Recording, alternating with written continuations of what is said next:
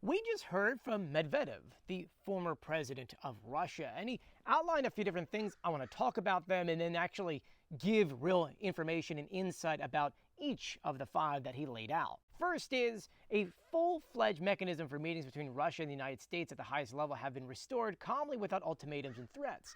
That's technically false because Trump threatened them twice on his way over to this meeting. Next, the president of Russia personally and in detail outlined the president of the United States are conditions for ending the conflict in Ukraine.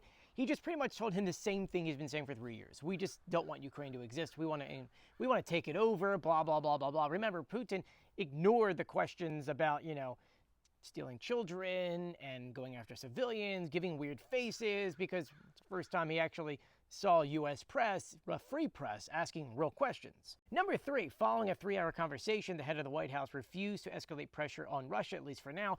We know that's changing because, well, we had heard some threats, and most importantly, when Congress comes back in session, sanctions are happening. Speaking to senators, they already said we need to put more pressure, but Trump wanted to have this meeting. He wanted a face-to-face to look Putin in the eye, and then we'd see what happened. It didn't go well, which means, yeah, it's coming. It's just a matter of time, whether they be secondary sanctions on other countries or fully going after Russia or telling Europe, all right, it's time to buy more equipment for Ukraine. Number 4, important. The meeting proved that negotiations are possible without preconditions and simultaneously with the continuation of the SVO. No, that's not true. In the sense of Zelensky since May said, hey, we want some kind of no condition conversation with Putin. Russia, you ignored that. There's been an unconditional ceasefire that Russia's been ignoring now for over 6 months. So ignore that one. And then the last one. Most importantly, both sides directly place responsibility for achieving future results in negotiations on ending hostilities in Kyiv and Europe. On this one, no, because it's Russia who could just stop today and the war is over and we all live happily. So no, not both sides. Russia, you need to stop.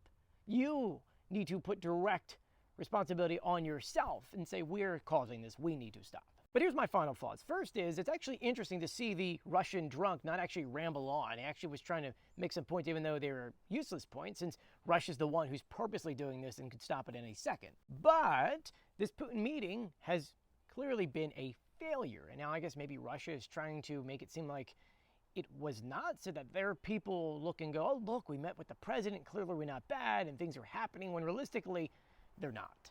And that's why it looks like Zelensky's urgently having to come to the White House so they can work through things. But let me know your thoughts in the comment section. Look, I will tell you guys I'm off the grid, so I won't be able to do too many videos. Yesterday we did about